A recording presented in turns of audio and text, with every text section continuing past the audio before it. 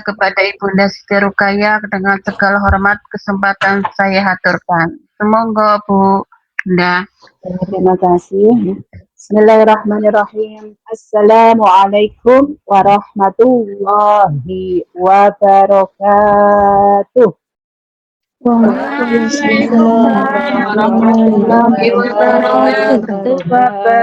Masya Allah, tabarakallah. Ya, saya ucapkan terima kasih kepada Ibu Siti Maria Mukarramah dan keluarga cemaka tercinta beserta segenap santri Majelis Taklim Wamid on Air yang sudah memberi kesempatan kepada saya dan juga kita semuanya tentunya untuk belajar bersama-sama mengkaji kitab fiqh wanita pada kesempatan siang menjelang sore hari ini. A'udzu billahi minasyaitonir rajim. Bismillahirrahmanirrahim. Nahmaduhu wa nasta'inuhu wa nastaghfiruh wa na'udzu billahi min syururi anfusina wa min sayyiati a'malina. May yahdihillahu fala mudilla lahu wa may yudlilhu fala hadiya lahu.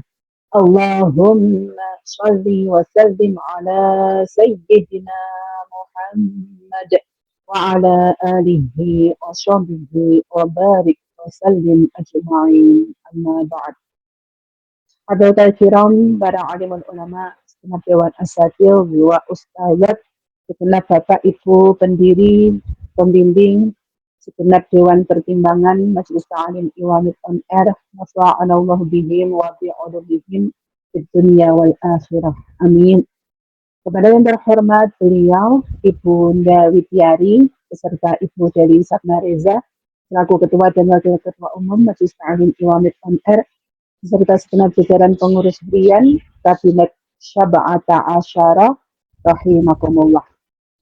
Dan tak lupa kepada seluruh sahabat-sahabatku semuanya dari kelompok belajar Mawarwangi hingga Kulit Mania yang saya cintai dan sayangi karena Allah, rahimakumullah.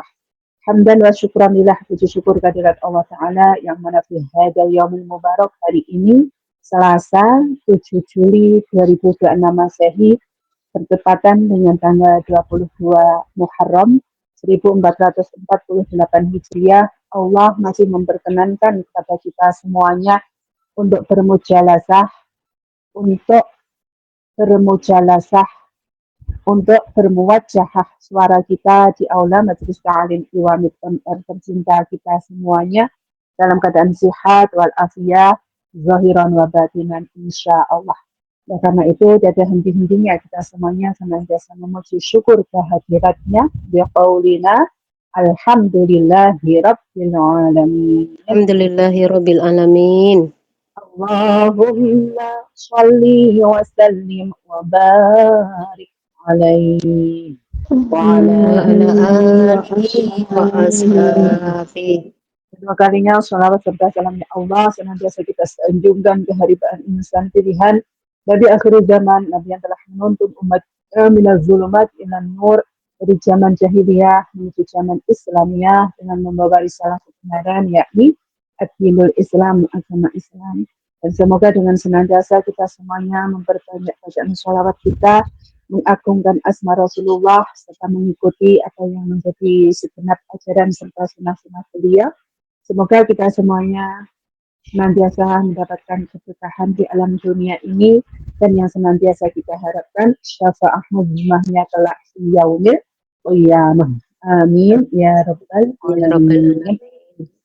Masyarakat muslimin muslimat, segenap santri Majelis Ta'lim Iwamid on Air, rahimakumullah. Ya, alhamdulillah ya, kita semuanya masih diberi kesempatan oleh Allah untuk bersama-sama mengkaji kitab dan mencari ilmunya Allah di sela-sela aktivitas kita semuanya, menyempatkan waktu untuk menyambungkan HP lain kita ke Majelis Ta'lim Iwamid on Air.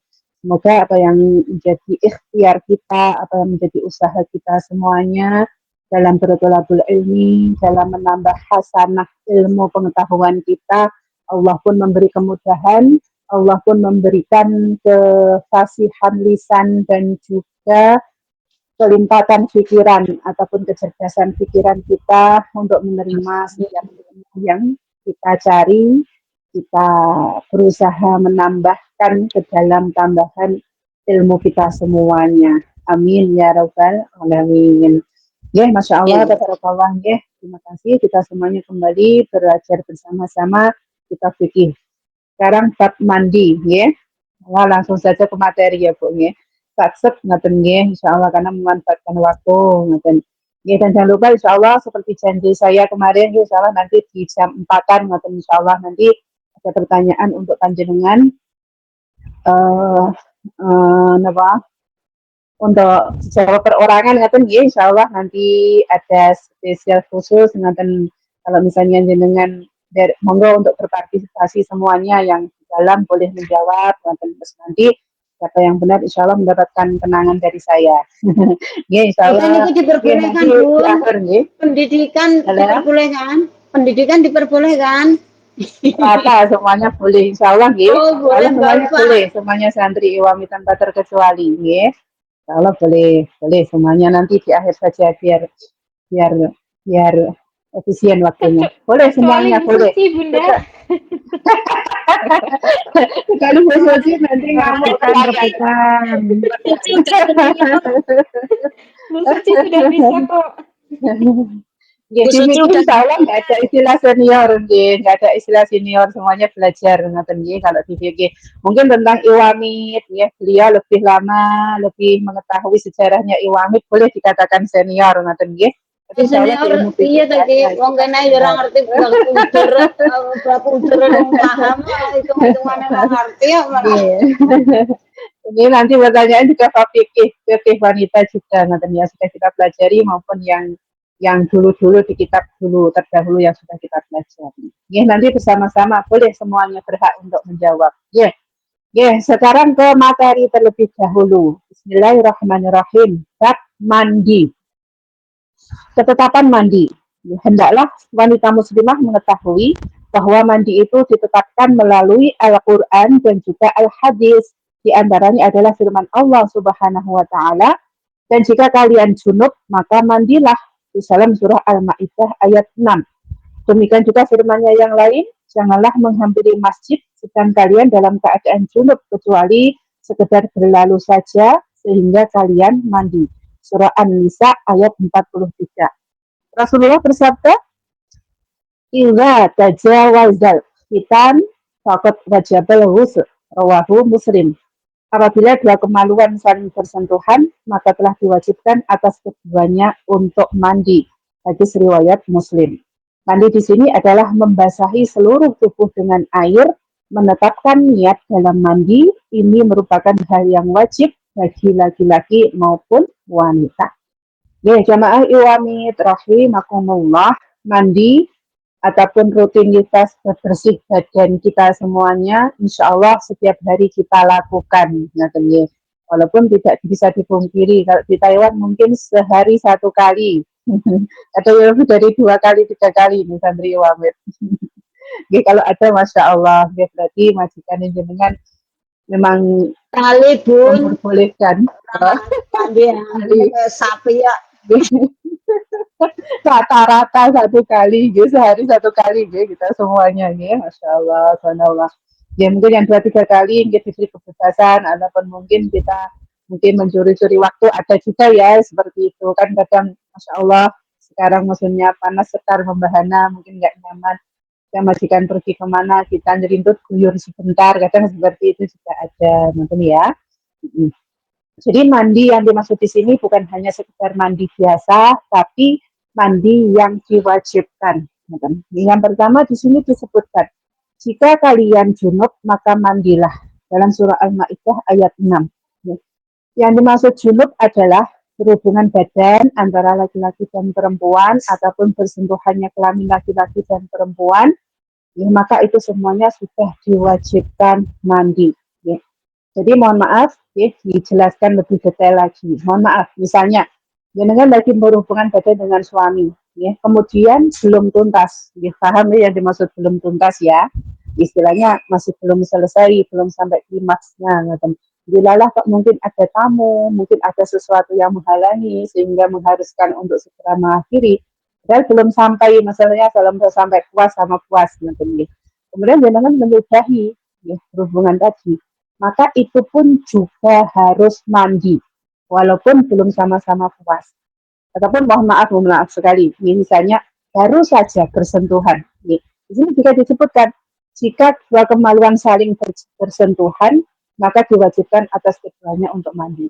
Jadi baru mulai saja, maka istilahnya dua kelamin bertemu, walaupun tidak sampai klimaks, maka itu pun juga wajib mandi. Dan ini jangan lah, tadi belum mulai loh mas, nggak usah mandi misalnya, nggak boleh. Karena kalau memang sudah nyata-nyata, memang sudah bersentuhan, maka itu pun juga wajib mandi ya, itu semuanya. Dan jangan menggampangkan, ya seperti itu. Karena ini memang sudah ketetapannya Allah.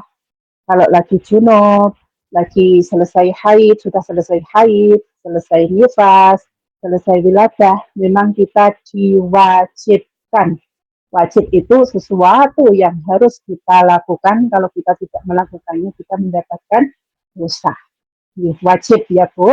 Ini harus digarisbawahi. Mungkin panjenengan semuanya yang masih temanten baru, nanti pulang-pulang dari Taiwan, mungkin sering-sering, atau suaminya minta seperti itu ya. Alhamdulillah ada tamu dan sebagainya, belum selesai. Ngoncone tua kok. Nah, seperti itu. Jadi tetap saja harus mandi. Nonton ya, itu harus. Sudah mandi seperti itu. Jadi yang dimaksud di sini adalah mandi yang membasahi seluruh tubuh dengan air dan menetapkan niat. Kalau kita mandi-mandi biasa ya Bu, kita seperti mandi sore, waktunya mandi, waktu Isya, waktu maghrib, seperti itu, tanpa kita niati, berarti itu mandi-mandi biasa. Tapi kalau sebelum kita mengguyurkan badan, mungkin di luar kita sudah berniat, ya mungkin mandinya mandi taubah, mandi diniatkan untuk menghilangkan hadas apapun, membersihkan badan apapun, apalagi hadas yang besar, haid, nifas, wiladah, junub, ini kan maksudnya sudah ketentuan dari Allah. Nah itu berarti dengan punya niatnya ya karena menghilangkan hadas tersebut. Tapi kalau tidak didasari niat, tidak ada niat, ya cuma mandi, walaupun keramas, mandi keramas semuanya, tapi tidak ada niat, jadi ya tidak ada nilai pahala di dalamnya. Makanya dengan insya Allah sudah sering saya sarankan kalau mandi mungkin diniatkan mandi taubat ya. Dan kita nggak tahu ya Bu ya. Mungkin kita sekarang ini Masya Allah zaman digital, kadang lihat TikTok, lihat Facebook, lihat Instagram, kadang lewat sengaja yang tidak sengaja kita scroll melihat sesuatu maksiat dari mata kita, dari jari-jari kita nggak tahu. Jadi biar mandi kita bernilai ibadah, kita niatkan mandi karena mandi li taubat. Jadi niatnya bagaimana? Diganti bagaimana Bu?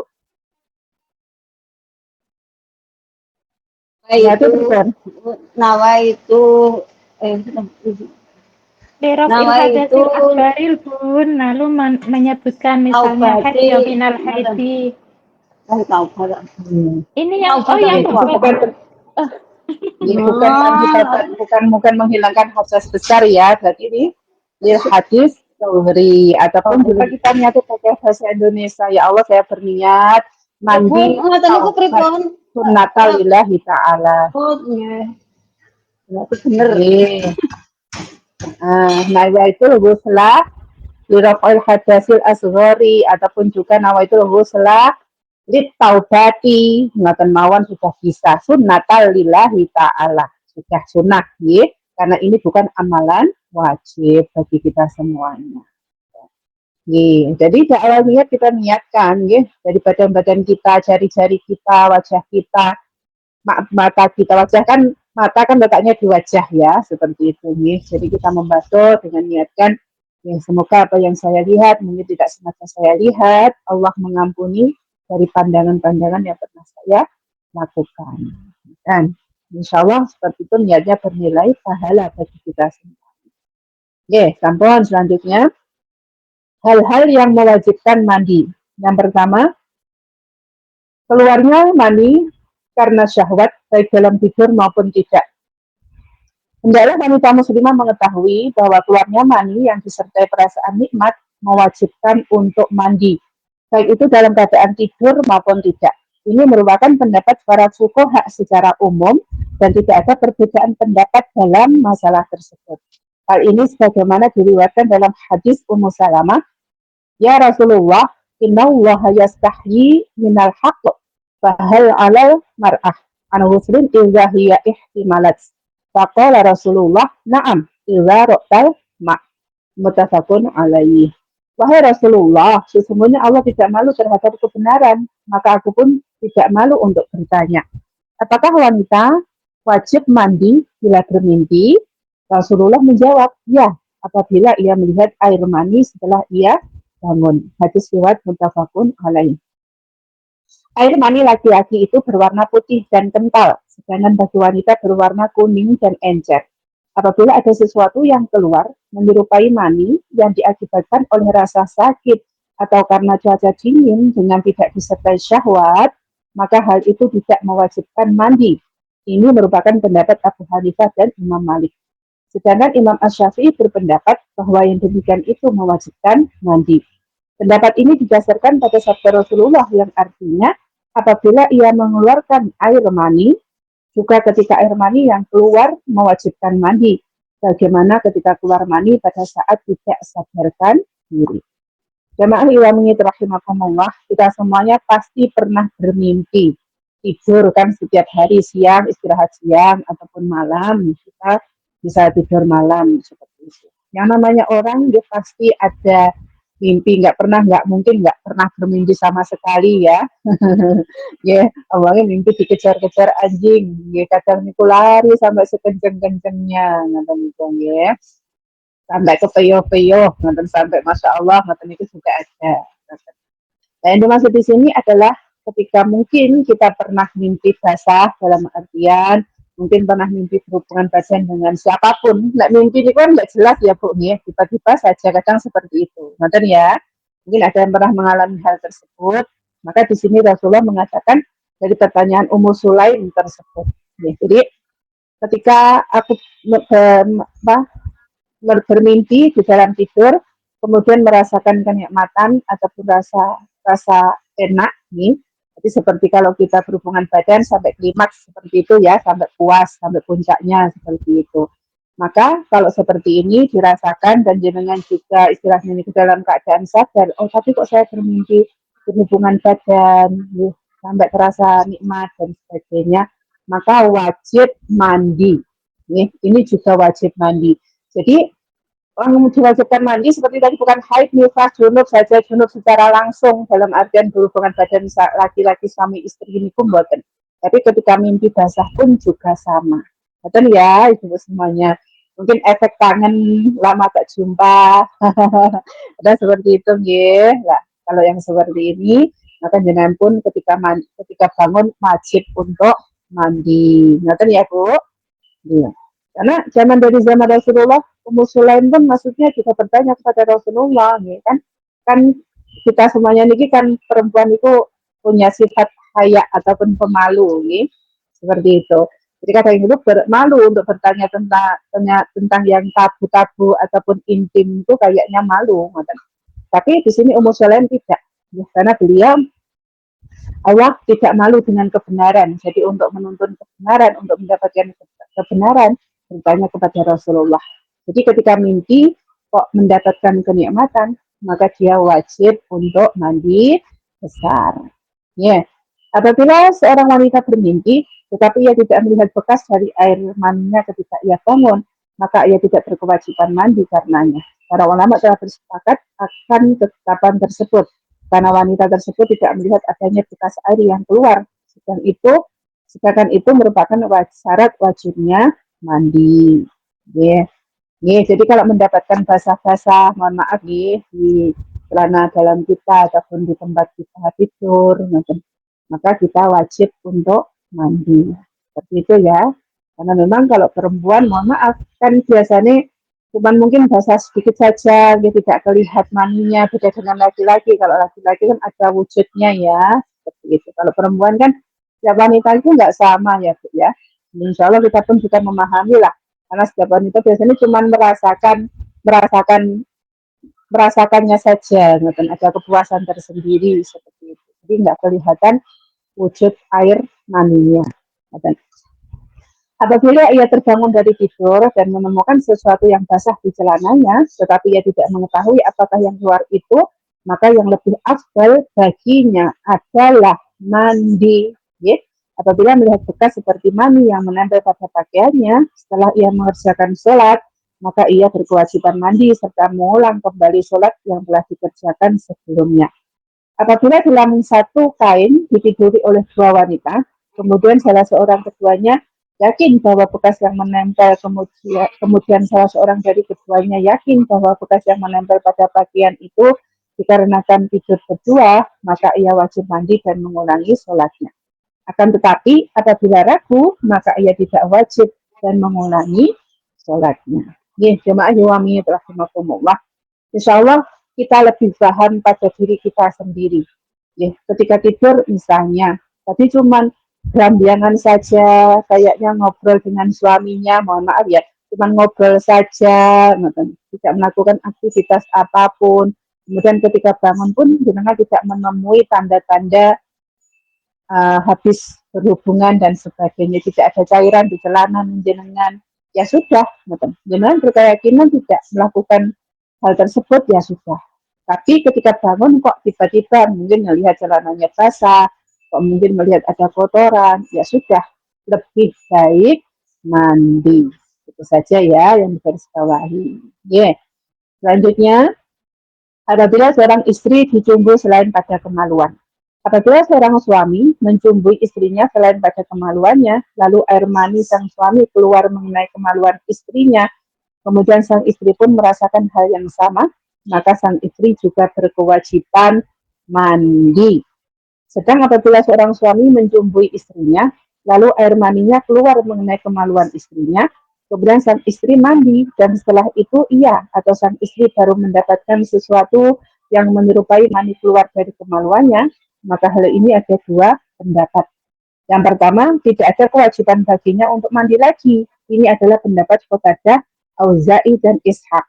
Kedua, ia berkewajiban mandi karena air yang menyerupai mani itu telah keluar dari kemaluannya, di mana ia merupakan pendapat Al-Hasan. Jadi gini ya, misalnya jenengan lagi bersenang-senang dengan suami, ya biasa ya kadang suami istri bergurau senda gurau bersama di atas ranjang, kita kan guyon-guyonan untuk membangkitkan kemesraan suami istri, kadang seperti itu ya. Kemudian kok sampai suaminya mencumbu, ya. Kemudian kok sampai keluar air maninya, ya berarti yang suami berkewajiban mandi. Kemudian kalau si istrinya, mohon maaf ya, kan wanita itu kalau dirangsang ataupun ada rangsangan mengeluarkan cairan, itu secara alamiah ya Bu, ya, secara alamiah. Itu adalah kodratnya wanita yang diberikan oleh Allah Subhanahu wa taala kepada wanita. Ya, makanya diarani pelumas ya, seperti itu ya. Biasanya kalau sudah terangsang memang ada cairan-cairan yang keluar dari daerah Jawa Tengah kita ataupun wanita. Nah ini dinamakan wadi. Ya. Jadi kalau sudah syahwat biasanya keluar cairan ini. Nah ini tidak wajib mandi. Ya. Keluar wadi tidak wajib mandi, tapi membatalkan wudhu kita. Seperti itu ya Bu. Dan misalnya suami cuma mencumbu-cumbu saja, mohon maaf, cuma mencium dan sebagainya, sehingga timbul syahwatnya. Tapi tidak sampai berhubungan badan. Kemudian jenengan ataupun si perempuan tadi merasakan rangsangan tersebut mengeluarkan cairan, maka dia tidak berkewajiban mandi, tapi sudah batal wudhunya. Seperti itu. Nah kalau laki-laki kan keluar kelihatan kotorannya ya, lihat maninya. Itu kan perempuan boten. Tapi selagi tidak bersentuhan kemaluan laki-laki dan perempuan, maka si perempuan tadi karena tidak keluar, maka dia tidak diwajibkan mandi besar. Nah, nggih Bu insyaallah lah nggih niki dewasa sedikit. Mungkin panjenengan yang masih gadis mungkin kalau silakan. Insyaallah kita sebenarnya sudah berpengalaman ya sudah dewasa, punya putra putri insyaallah lebih paham ngoten nggih. Jadi seperti itu. Garis besarnya seperti itu. Nah, mengenai masalah yang terakhir ini para penulis berpendapat yang lebih tepat adalah pendapat pertama. Juga sebagaimana apabila seorang suami telah memasukkan kemaluannya ke dalam kemaluan istrinya, meskipun tidak mengeluarkan mandi, maka sang istri berkewajiban untuk mandi. Nah ini pengecualian, jadi misalnya kalau sudah bertemu dua kelamin ya sudah wajib mandi besar, apapun itu apa alasannya, nggak bisa ditawar lagi. Apabila seorang istri bermimpi atau berhubungan badan dengan suami dan ia telah mandi, lalu setelah buang air kecil atau kencing, ia mendapati air yang menyerupai mani tersebut keluar lagi, maka ia tidak berkewajiban untuk mandi, dan yang keluar itu tanpa disertai dengan syahwat. Ya, insya Allah paham. Kemudian apabila kemaluan suami bersentuhan dengan kemaluan istri, maka sang suami berkewajiban untuk mandi. Karena sabda Rasulullah, "Idza jalasa baina syu'abiha arba'ata wa masal khitan, faqad wajibal ghusl." Apabila seorang suami telah duduk di antara anggota tubuh, kaki dan tangan istrinya yang 4, kemudian kemaluan dari keduanya saling bersentuhan, maka tetap wajib atas keduanya mandi. Sudah paham ya? Ya, insya Allah semuanya hadisnya sama, itu atas bawah sama. Sedangkan Imam Muslim menambahkan lafaz sebagai berikut, wa illam yanzil, meskipun tidak mengeluarkan mani. Hadis riwayat Muslim. Masya Allah sudah jelas, pertelo, gamblang ya, insya Allah dengan juga sudah paham ya semuanya. Dan jadi walaupun tidak sampai puncaknya, tidak sampai klimaks, suami tidak bersentuhan dengan kemaluan istri, ya sudah dua-duanya wajib mandi. Tapi kalau suami cuma mencumbu saja, nih tidak wajib mandi, tapi batal wudhunya. Nah, nih selanjutnya yang ketiga, mengislamkan wanita kafir. Apabila Anda mengislamkan wanita kafir, maka wanita tersebut berkewajiban untuk mandi. Hal ini berdasarkan hadis yang diriwayatkan dari Abu Hurairah bahwa Sumamah al-Hanafi pernah ditawan oleh kaum muslimin. Lalu Nabi mendatanginya pada hari raya seraya berkata, "Apa yang kamu kehendaki wahai Sumamah?" Ia menjawab, "Jika engkau hendak membunuhku, berarti engkau membunuh orang yang berdarah. Dan jika engkau bebaskan aku, berarti engkau telah membebaskan orang yang tahu berterima kasih. Sedang apabila engkau menghendaki harta kami, akan kami berikan sebanyak yang engkau kehendaki." Para sahabat pada saat itulah menginginkan tebusan atas diri seraya berkata, "Apa perlunya kita membunuh orang ini?" Kemudian Rasulullah pun membiarkannya dan ia setelah kejadian itu masuk Islam. Lalu Rasulullah membebaskan dan membawanya ke kebun milik Abu Talhah seraya memerintahkan kepadanya untuk mandi. Maka ia pun mandi dan mengerjakan sholat 2 rakaat. Selanjutnya Nabi bersabda, "Telah baik Islam saudara kalian ini." Hadis riwayat Ahmad, benar sumber dari Al-Bukhari dan Muslim. Jamaah Iwamid rahimakumullah. Jadi yang ketiga, hal-hal yang mewajibkan mandi adalah mengislamkannya orang kafir. Setelah orang kafir masuk Islam, maka ia diwajibkan untuk mandi. Seperti itu ya. Ya tadi yang pertama karena tuannya mau. Bunda, ngapunten, maaf. Asar nggih, Bunda. Nggih. Allahumma sholli ala sayyidina Muhammad. Allahumma sholli ala sayyidina Muhammad. Ya, alhamdulillah waktu jedahnya udah selesai. Saya sapa dahulu Ibunda Siti Rukaya. Apakah Mas sudah selesai menjalankan sholat asarnya? Assalamualaikum warahmatullahi wabarakatuh, Bunda. Berarti belum selesai nih. Oke, terima kasih. Semoga Bunda dilanjutkan kembali. Ya, Bismillahirrahmanirrahim. Lagi, ya monggo semuanya yang sudah melaksanakan kewajiban kita salat asar, kita sambungkan lagi Bluetooth HP-nya. Ya. Ya, Bismillahirrahmanirrahim. Ya, tadi yang hal-hal yang mewajibkan mandi tadi, keluarnya mani karena syahwat, baik dalam tidur maupun tidak. Ya, yang pertama. Yang kedua, apabila seorang istri dicumbu selain pada kemaluannya. Ya. Kemudian yang ketiga, mengislamkan orang kafir. Jadi kalau orang kafir baru masuk Islam, itu juga wajib mandi besar. Mungkin ya, seperti itu ya Bu. Dan baik laki-laki maupun perempuan semuanya sama. Kemudian yang keempat, kematian. Menurut ijma ulama, wanita muslimah yang meninggal dunia wajib untuk dimandikan. Hal ini sesuai dengan perintah Rasulullah Shallallahu Alaihi Wasallam untuk memandikan putrinya Zainab pada saat meninggal dunia.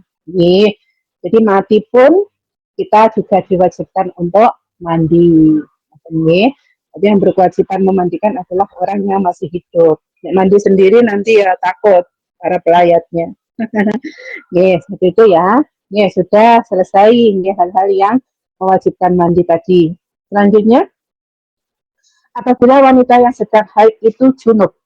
Apabila seorang wanita yang sedang menjalani masa haid memiliki kewajiban untuk mandi jinabah, maka ia tidak harus mandi sehingga haidnya selesai. Ketika mandi saat haid sedang berlangsung tidak berfungsi sama, karena mandi saat haid sedang berlangsung tidak berfungsi sama sekali. Apabila ia tetap melaksanakan mandi janabat ketika sedang menjalani masa haid, maka mandinya dianggap sah dan dapat menghilangkan janabahnya. Sementara hukum haid masih berlaku padanya hingga masa haidnya selesai. Jamaah iwani rahimakumullah, pernah ada yang bertanya seorang santri seperti ini juga ya, Bu. Jadi malam habis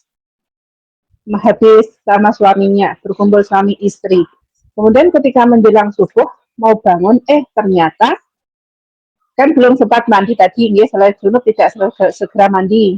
Kemudian ketika menjelang subuh niatnya mau mandi besar, ternyata haidnya datang. Berarti kan dia punya dua hadas besar, hadas junub dan juga datangnya haid. Nah, kalau seperti ini bagaimana? Maka di sini disebutkan karena mandi saat haid berlangsung tidak berfungsi sama sekali. Jadi mandi jinabatnya nunggu selesai masa haid. Berarti diropel Bu niatnya. Boleh diropel sekalian. Jadi dua niat dijadikan satu. Ya. Niatnya Allah saya menghilangkan meniatkan mandi seluruh tubuh saya menghilangkan hadas besar karena haid dan karena junub. Jadi seluruh badan saya fardholillahi ta'ala. Diropel niatnya sekalian. Ya, karena kalau lagi haid dengan mandi menghilangkan junub pun tidak ada fungsinya, meoyong ya Bu, nggak boleh seperti itu, nggak ada gunanya lah istilahnya seperti itu. Jadi nunggu kalau suci, kita selesai haidnya suci, baru dengan mandi mandi diniatkan jadi satu sekaligus. Seperti itu ya. Ataupun mungkin ketika lagi haid dengan mimpi didahului oleh suaminya atau mimpi berhubungan badan suami istri, itu pun juga sama. Jadi mandinya nanti kalau sudah selesai haid. Dan selanjutnya cara mandi janabah. Yang pertama membaca basmalah dengan niat menghilangkan hadas besar melalui mandi. Selanjutnya membasuh kedua telapak tangan 3 kali. Yang membaca niat, kemudian nawaitul ghusla li raf'il hadasil akbari minal junubi an jami'il badani fardhalillahi ta'ala. Kemudian niat sudah diniatkan, kemudian membasuh kedua telapak tangan sebanyak 3 kali. Kalau lihat di sini kan pakai shower ya, kerannya dinyalakan, air keluar, tangan kita basuh sekira 3 kali. 3 kali itu, mohon maaf mungkin juga kurang paham. Misalnya 1 kali tangannya ditaruh bawah air, ditarik keluar dari air, masuk lagi. Nggak apa-apa loh ya Bu. Mungkin kadang pemahaman orang itu penangkapannya nggak sama.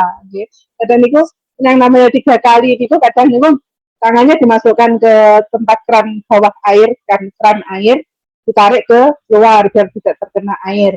Kemudian didekatkan ke air lagi. Dan jadi kan tribun Bu semuanya. Semuanya kalau tarik mata niku bener apa salah? Ya Allah, ya berarti pemikiran saya benar ya. Terus tarik ditarik nonton ditelupne tarik lagi dimasukkan lagi. Ya cuma 3 kali itu seperti itu. Dari bawah ke atas, bawah ke bawah. Sebenarnya nggak usah pun nggak apa-apa Bu, sekira kan itu air mengalir terus ya. keran ini kan dibuka kan mengalir terus. Ngaten. Jadi sekira saja Bu, ngaten. Nggak usah satu ditarik di bawah keran, ditarik, dimasukkan lagi ke bawah keran, ngaten. Nggak usah, mboten napa-napa, nggak usah. Jadi sekira Karena saja pengalaman disampaikan. melihat nganu di tablik akbar ngoten niku kan wudu-wudu kebanyakan orang seperti ngoten niku. Jadi Ah, meniru-menirukan. nggih, kalau membasuh satu anggota tubuh, misalnya kan kalau mengusap air ke kepala lah itu kan maksudnya satu kali untuk satu kali basuhan loh, ngoten niku lah itu baru satu kali, ngoten. Jadi kalau misalnya airnya banyak keramik kan nggak mungkin kepala kalau membasuh kepala kan sirai nggak mungkin dicemplungnya toh Bu, dicornya di bawah keran toh. Nah, berarti kan Itu menggunakan tangan bener tangan satu nggih. kali, lenggih.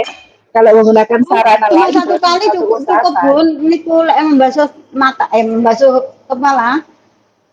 Boleh satu kali sudah cukup karena memang Oh, sebenarnya wudhu ada itu tiga satu kali kalau kali. sudah sempurna.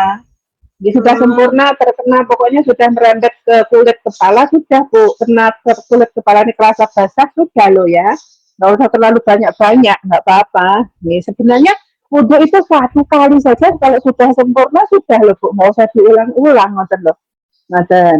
Nih, yang takutnya niku kan misalnya masih ada anggota kulit kita, tubuh kita yang tidak terkena, maka disunahkan paling enggak 3. Jadi kalau 5 itu berlebihan terlalu banyak lah ya. Kan kita pakai ini yang ganjil. Kalau enggak satu ya 3, 3 usapan ataupun 3 basuhan seperti itu. Ya. Nah, yang kedua, setelah beristinja dan membersihkan segala kotoran yang berada pada kemaluan. Ya, mohon maaf, biasanya kalau ke kamar mandi, ya, buang air hajat dulu, tapi biasanya besar maupun kecil, ya, yaitu disucikan dulu, ya, dibersihkan dulu. Dan yang ketiga, berwudhu ketika hendak mengerjakan sholat. Ya, otomatis, ya, seperti ketika hendak mengerjakan sholat. Wudhu juga ya, disunahkan. Jadi sebelum semua pakaian kita copoti semuanya, paling nggak masih ada bagian dalam kita disunahkan untuk berwudhu terlebih dahulu. Biasanya kadang air mandi kan biasanya ya wis cepot semuanya, ngaten nggih. Tapi karena kita mau mandi jinabat, mau menghilangkan hadas besar, seenggaknya mungkin kalau kita pakaian atas bawah, yang pakaian atas jangan dicopot terlebih dahulu, baru kita berwudhu terlebih dahulu. Kemudian yang keempat, membasuh kepala dan kedua telinga sebanyak 3 kali. Nah, kalau ini kan membasuh kepala, mengusap telinga ini kan menggunakan sarana tangan lain. Jadi boleh menjadikan 3 kali usapan. Kemudian selanjutnya, menyiramkan air ke seluruh tubuh. Sebagaimana diriwayatkan dari Aisyah, di mana ia menceritakan, hadisnya panjang ya. Apabila Rasulullah hendak mandi janabah, beliau memulai dengan membasuh kedua telapak tangan beliau sebelum memasukkannya ke dalam bejana. Kemudian juga membasuh kemaluan dan berwudhu, sebagaimana hendak melaksanakan sholat. Lalu beliau menyela-nyela rambutnya dengan air. Setelah itu beliau menyiram kepalanya 3 kali dan menyiramkan air ke seluruh tubuhnya. Hadis riwayat At-Tirmidzi dan beliau mensahihkannya. Ya, tadi sudah diurai jelas ya. Dalam mandi janabah dimungkinkan bagi seorang muslimah membaca basmalah dan berniat, lalu membasuh kedua tangan dan kemaluannya, kemudian mengguyur seluruh tubuhnya dengan air disertai berkumur dan beristinsyak. Ketika mandi, wanita muslimah diwajibkan untuk memperhatikan bagian ketiak, lutut, dan pusar, sehingga bagian-bagian tersebut benar-benar terkena air. Demikian juga dengan kulit kepala. Nanti kalau kita mandi besar, itu semua kulit harus teraliri air. Mohon maaf, lipatan-lipatan tubuh seperti ketiak ya Bu, lutut, pusar, udel, itu kan dalam juga kadang ya. Ini yang perutnya besar, kelihatan mungkin lubangnya besar ke dalam, nih, udelnya, pusarnya. Nah, itu kita pakai jari, boleh diusap, dibersihkan pakai jari. Jadi semuanya harus teraliri air. Dan juga kulit kepala, misalnya rambutnya jenengan banyak dikepang ataupun dikelabang, dipakain pita dan sebagainya harus dilepas terlebih dahulu ataupun digelung. Biasanya kan kalau perempuan rambutnya panjang kan gelung, maka itu harus diurai terlebih dahulu sehingga memungkinkan air bisa meresap ke kulit kepala. Jadi kulit kepala ini harus terkena air semuanya. Nah kan ya, kadang ini kok eman, apalagi musim dingin mungkin ya. Musim dingin itu Masya Allah ya. Kadang kalau yang majikannya tidak menyediakan air panas, susah dan sebagainya. Tapi kayaknya tidak ada lah ya. Kayak musim panas, musim dingin kita semuanya menggunakan penghangat ya, ataupun menggunakan air hangat ya untuk tubuh kita. Ya, kalau mungkin ada, ya, misalnya dengan tidak disediakan air panas, kemudian kalau terkena air dingin dengan alergi, kepalanya pusing, pening dan sebagainya, ya, sekiranya saja, ya, kita kita dibiayai rambutnya ngoten ya Bu. Rambutnya dibiayai biar sekiranya satu guyuran, dua guyuran itu bisa merata semuanya sampai ke kulit kepala. Itu ya, kadang kalau musim dingin itu yang kadang menjadi problem bagi kita semuanya.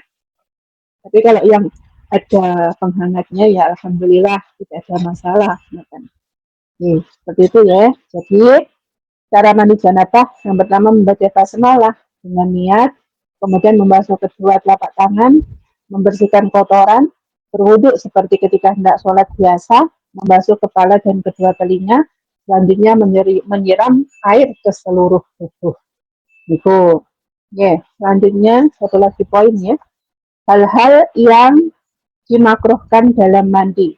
Ya, dimakruhkan itu berarti sebaiknya dihindari. Apa? Yang pertama, mandi di tempat yang mengandung najis karena dikhawatirkan najis tersebut akan mengenai tubuhnya. Ya, kalau di sini kan kamar mandi ada tempat klosetnya sendiri untuk mandi sendiri, kebanyakan seperti itu ya. Ini ada sigepannya, ada penghalangnya seperti itu. Ya. Jadi kalau kita habis buang hajat ya disentor dulu ya Bu kotorannya, dihilangkan, ya, baru kita mandi. Karena apa? Kalau kita khawatirnya tidak disentor terlebih dahulu, nanti airnya kan masuk, ya, kemudian muncrat lagi, nanti mengenai tubuh kita dan sebagainya. Ya, jadi makruh, makanya makruh, sebaiknya dihindari. Jadi kotorannya dibuang atau disucikan terlebih dahulu. Yang kedua, mandi di air yang tidak mengalir. Hal ini berdasarkan sabda Rasulullah, la yutasilanna ahadukum fil ma'id ini wa huwa junubun. Jangan salah seorang di antara kalian mandi dalam air yang tidak mengalir, sementara pada saat itu dalam keadaan junub. Hadis riwayat Muslim. Yeah. Mandi di dalam air yang tidak mengalir ini contohnya apa, Bu? Yeah. Mungkin ada danau, ada sungai yang tinggal cedung, nek basa Ponorogo nih apa itu Bu? Tinggal celuwekannya itu loh, nggih. Celuwekannya saja airnya tidak mengalir ke sungai, itu namanya cedung kalau di tempat saya ya. Seperti itu. Apalagi mungkin kolam yang kolam juga bisa ya tidak mengalir. Itu kan kolam juga sama gitu. Jadi sebaiknya dihindari. Ya kalau kolamnya air kolamnya banyak nih, lebih dari 2 kolam, ya insya Allah kolam itu pasti luas ya. Nih. Nah, kalau seperti itu boleh. Tapi kalau airnya tidak memungkinkan untuk misalnya dicawuk saja sudah berkolam dari 2 kolam, maka ini tidak boleh kita gunakan untuk mandi. Dan jadi sebaiknya ya kayak orang zaman dahulu niku ya Bu, kalau nimbo cari padasan tempat pemandian, biasanya kan ada nimbo kemudian disokkan ke tempat gentong ataupun apa, kemudian ada apanya lagi, salurannya kecil nih kan ya, ngerti nih ya Bu, zaman-zaman sumur-sumur zaman dahulu nih kalau nggih, waktu kita kecil. Aneh keren nih Pun. Jadi terjamin apa nek ngawi sumur apa padasan nggih kalau basa Ponorogo di tempat saya. Sumur-sumur padasan lebih terjaga kesuciannya loh Bu, nggih. Nah, airnya tidak muncrat ke atas lagi dan sebagainya. Tapi sekarang Masya Allah nggih, rata kamar mandi sudah pakai keran, sudah pakai toren di atas, jadi nggak usah khawatir airnya habis. Biasanya seperti itu. Sekarang sudah Masya Allah ya. Kemudian yang diwajibkan mandi di balik takbir karena sabda Rasulullah, Inna Allaha azza wa jalla hayyun satirun yuhibbul haya fa idza yutasala ahadukum falyastatir. Rawahu Abu Dawud. Sesungguhnya Allah Subhanahu wa taala itu maha malu dan dia sangat mencintai rasa malu. Karena itu, apabila salah seorang di antara kalian mandi, maka hendaklah ia menutup diri dari pandangan orang lain. Nih, Inna Allah Azza wa Jalla hayyun. Sesungguhnya Allah itu maha malu. Dia sangat mencintai rasa malu. Masya Allah. Nih, kalau zaman sekarang wis mandi sendiri-sendiri di kamarnya sendiri-sendiri. Kalau zaman dulu mungkin waktu kita kecil. Kenapa saya membahas waktu kecil saja ya? Kayaknya waktu kecil itu memang nggak napa Bu, semudah sekarang. Napa mboten Bu? Masa Zaman indah dahulu kan sekarang main pun dulu kan indah sekarang tidak indah. ya. Sekarang indahnya pakai HP, dulu kan indahnya alami, ngoten niku. Indahnya alami dan juga kebersamaan anak-anak main itu kan juga sudah nggak sama ya Bu. Zaman dulu nggih main petak umpet, main otok sador, otok sador. Ngoten niku nggih kebersamaan anak-anak itu kan rame ya. Ngoten niku. Ya, sama seperti ini, mandi bersama di kali, apalagi kalau musim hujan, kadang hujan-hujanan bareng dan sebagainya, gitu niku ya. Makanya waktu masih kecil mungkin kita pakai pakaian lengkap di hujan-hujanan bareng-bareng, ngoten niku nggih, seperti itu. Nah, kalau kita sekarang ya mungkin ya maksudnya mandi ya di kamar mandinya sendiri, ngoten nggak perlu memakai penutup, ngoten. Tapi alangkah baiknya nih di kamar mandi kita sendiri pun ya kalau bisa ya Bu, pakaian dalam kita ini jangan dilepas. Ya, karena apa? Karena kita berdampingan dengan makhluk lain ya, yang diciptakan oleh Allah juga ya. Kita tidak bisa melihatnya, tapi mereka bisa melihat kita. Nah, jadi harus kita jaga juga, ngoten. Ya, jadi jangan sampai kita istilahnya itu blikang-blikung, ngoten niku nggih. Kalau sudah selesai semuanya dicopot, baru ganti. Sudah selesai dicopot, ganti pakai handuk, untuk berwudu dan sebagainya dipersilahkan. Yang keempat, dimakruhkan berlebih-lebihan dalam menggunakan air, sebagaimana sabda Rasulullah, la tusrif fa in kunta ala nahri jarin. Ya, janganlah kalian berlebih-lebihan dalam menggunakan air, meskipun pada saat itu berada di sungai yang airnya mengalir. Ya, itu ya, insya Allah kita pun paham bahwasanya di sini pun kita juga sama, katanya air mahal, nggak boleh berlebih-lebihan menggunakan air. Seperti itu ya, majikan-majikan kita protes sebagai orang Indonesia. Setiap saat ke kamar mandi, wudhu paling nggak minimal sehari 5 kali. Dan itu belum nanti pulang hajat dan sebagainya. Masya Allah ya. Jadi jangan berlebihan menggunakan air. Di samping itu juga diperbolehkan mandi dengan menggunakan 4 bejana air, karena Rasulullah pernah mandi dengan menggunakan air sebanyak 1 syok ataupun 4 mud. Zaman sekarang mungkin pakai keran, pakai jeding, pakai itu, tapi sudah banyak ya biasanya seperti itu untuk menggunakan air niku apa yang pompa air niku, jadi nggak usah pakai tenaga manual lagi, mesin PDAM apa itu namanya Bu, apa namanya diesel yang pompa air apa sih?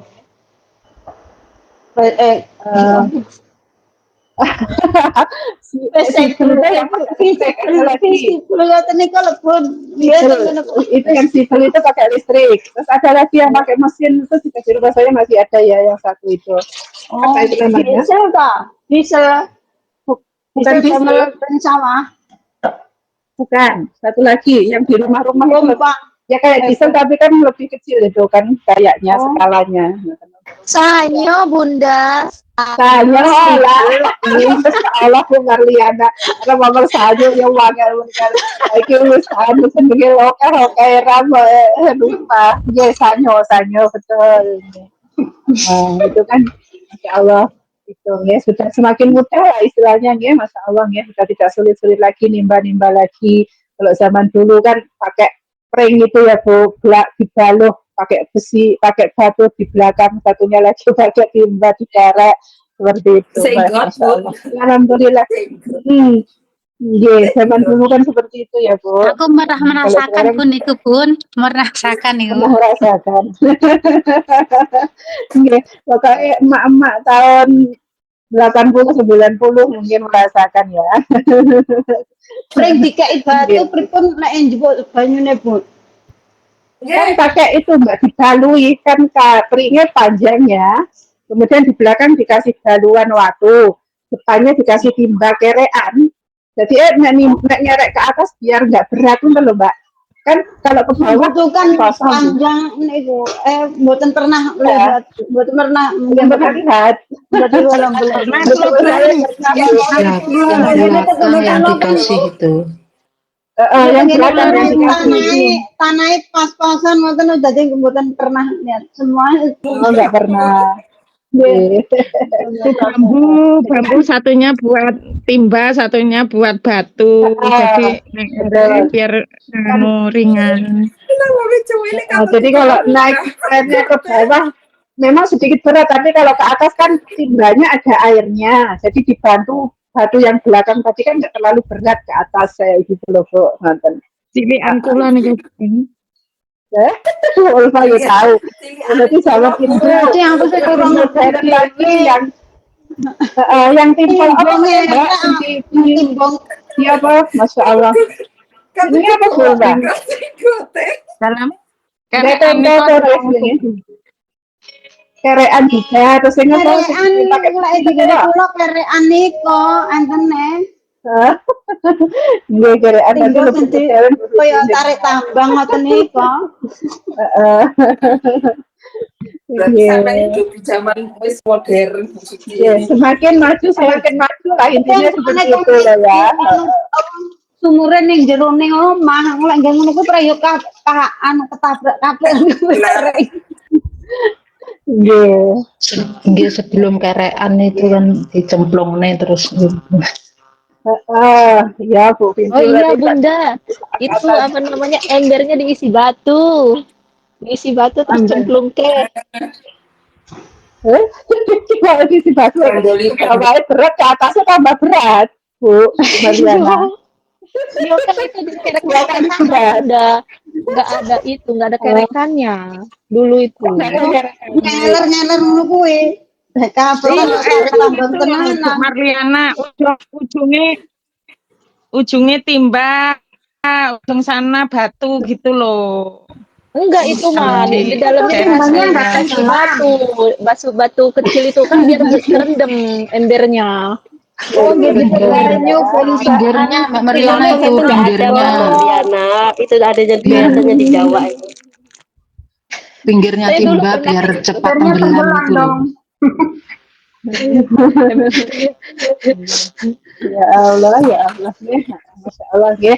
Itu indahnya ya zaman dahulu ya. Alhamdulillah kita sekarang ini zaman Masya Allah semuanya serba lebih praktis, lebih mudah, lebih ekonomis ya, apa yang kita inginkan kita miliki. Zaman dulu kayaknya nggak mungkin, alhamdulillah sekarang Allah memberikan kemudahan. Okay. Itulah ya, Masya Allah kemajuan zaman sekarang semuanya serba praktis, alhamdulillah. Ya, sambal sudah sampai ya, Bu. Kakek saya kok belum celuk-celuk keluar nih. Ya, sudah siap ya sambal ya. Ya, sudah ya, insya Allah materinya sudah ya. Setengah jam kita manfaatkan untuk mungkin tanya jawab dan juga saya ngasih satu pertanyaan kepada panjenengan. Ulfa aja melu jawab iki mau satu pertanyaan tok Mbak Ulfa. Monggo Ulfa takut boleh bertanya. Silakan. Duh, bisa Bundanya mau ngasih pertanyaan buat kita. Saya ngasih pertanyaan Bu Maria Mukaromah ya.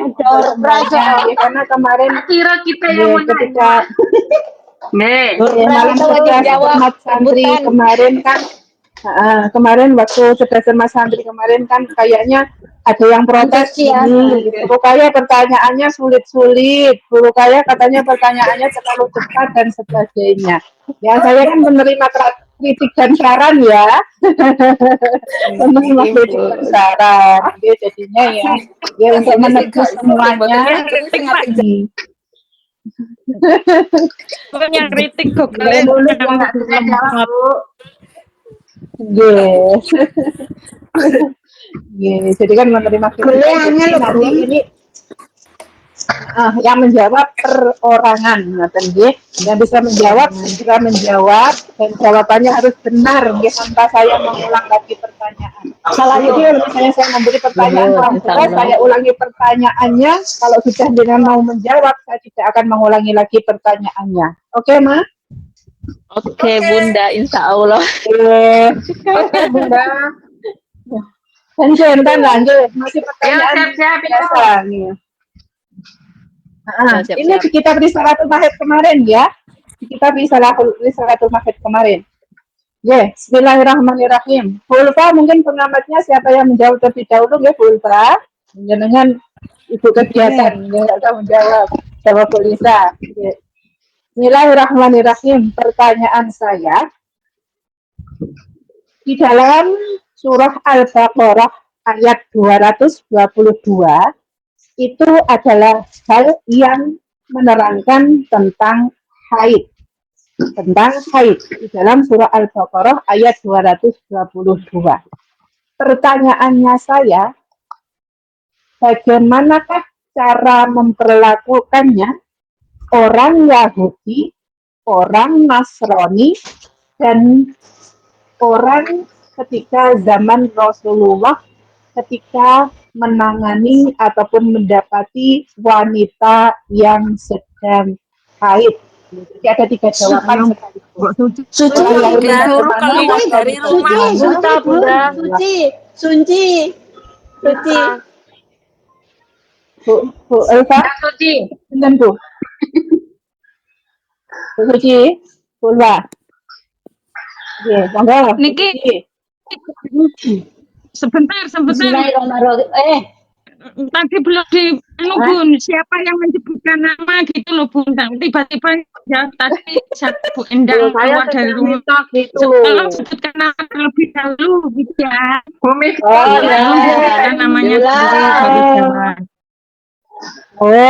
Gugur ya kewajibannya sudah ya, sudah lagi. Dong, Dewi ngenane pun dibedani kali Mbak Ulfa malah ora sik Mbak Ulfa. Sinaune rebusi. Kula tes tak sinau kali Mbak Ulfa malah. Ya. Sudah. Ayo cepat selamatku ngajak metu. Ayo, bismillahirrahmanirrahim. Pertanyaannya sekarang. Di dalam surah Al-Waqiah ayat 79, bismillahirrahmanirrahim, la yamassuhu illal mutahharun. Tidak ada yang menyentuh selain hamba-hamba yang disucikan. Yang dimaksud di sini adalah Al-Quran tidak boleh disentuh oleh orang-orang yang tidak suci. Sebutkan orang-orang yang tidak suci ini adalah apa saja? Silakan dijawab. Latifah Bunda. Latifah ya. Latifah. Bismillahirrahmanirrahim. Yang pertama, orang-orang yang tidak suci adalah orang yang sedang haid, orang yang sedang nifas, orang yang sedang jenabat, orang yang tidak mempunyai wudu. Masya Allah. Makasih Bu Latifah. Ya. Prak Bunda, prak. Karena mau pertanyaannya. Kemudian tambah lagi Bu Latifah, yang dimaksud hadas besar dan hadas kecil itu apa saja? Hadas kecil itu yang berupa kentut atau kencing atau itu orang yang berhadas kecil. Orang yang berhadas besar itu yang haid, nifas, jenabat itu atau wiladah itu berhadas besar Bunda. Masya Allah, subhanallah. Sampun, terima kasih Bu Latifah, barakallah.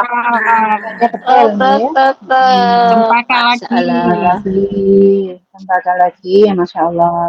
Nanti saya hubungi nomornya, saya minta berubah di belakang. Terima kasih. Bunda, terima kasih. Satu lagi, satu saja nih, satunya minggu depan lagi ya. Nonton malam ya. Bunda. Biar tambah sukses. Bunda. Baca ya. Yang kecil sama So sinau nang Mbak Ulfa mau wis nganu gara-gara ada mama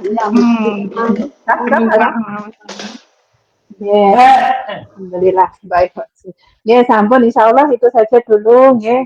Nanti saya Mbak Ada tahu Mbak Latifah atau nomor saya belum tahu kayaknya. Saya minta nanti Ibu Ari Cempaka atau siapa yang saya tahu nomornya nanti minta.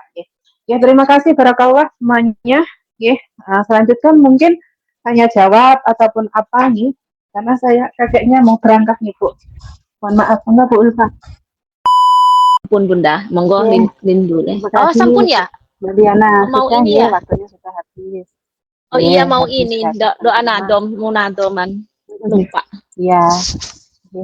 Terima kasih Bu Mariana dan juga segenap santri Masjid Salim on air semuanya yang Nggih, sudah Bun. sama-sama mengkaji kitab Iya. pada hari ini. Semoga mendapatkan ilmu yang bermanfaat di Baca amal sendiri. hari-hari. Amin ya rabbal alamin. Ya, dan dalam Amin ya belajar rabbal alamin. bersama-sama dari saya pribadi ada kurang lebihnya. Mohon maaf lahir dan batin ya seluruh jamaah semuanya. Nggih, sami-sami Bunda. Amin, Bunda. Terima kasih. Wabillahi taufiq wal hidayah wa ridha wal inayah wal afu minkum. Wassalamualaikum warahmatullahi wabarakatuh. Waalaikumsalam warahmatullahi wabarakatuh. Terima kasih waktu dan kesempatan saya kembalikan kepada Ibu Siti Maria Mukaromah, keluarga Cempaka tercinta. Semoga Ibu